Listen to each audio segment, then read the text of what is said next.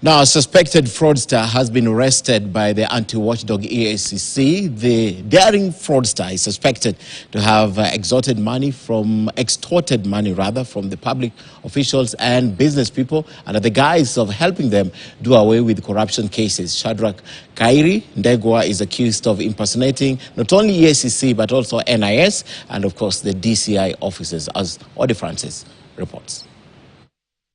Shadrach Kairi Ndegwa has been posing as a senior forensic investigator at EACC and extorting money from public officials and business people by claiming to have evidence of corruption against them. The suspect conman has been arrested by EACC.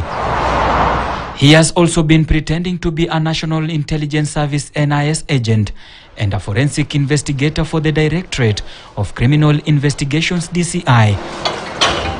He is currently in custody at EACC Integrity Center Police Station. Yesterday, we arrested someone by the name Shadrach Ndegwa, who has been posing as operative of the National Intelligence Service, at times as the from the Directorate of Criminal Investigations, and at times as from the EACC, and in some instances saying that he has very close connections with senior officers of the EACC, more so the Chief Executive Officer, Mr. Twalib Barak. He is accused of violating Section 34(1) and 2 of the Anti-Corruption and Ethics Crime Act, which prohibits impersonating an EACC investigator. We are processing him for court. So we want to warn, or rather advise the members of the public to be wary of these people.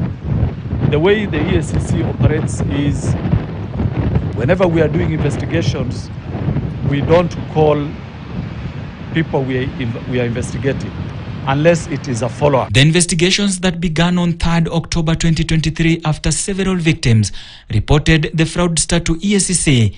He was arrested Tuesday evening at Turako Bar along Thika Road. The fraudster uses phone numbers to contact their victims and claim to be senior staff or intelligence officer with connections to EACC and top government offices. They cite certain investigations or files and tell the victims that they can help them avoid prosecution or suppress evidence. We don't make phone calls unless it is a follow-up.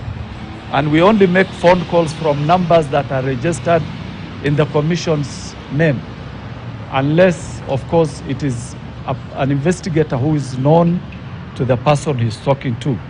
So we just want to warn the members of the public that whenever they receive such phone calls, they should immediately get to us. EACC is urging public to be on high alert and report any suspected fraudsters to EACC through its toll-free number 1551, and any person who may have fallen victim to this individual is encouraged to visit EACC offices. Ode Francis, KTN News, Nairobi. And just ahead,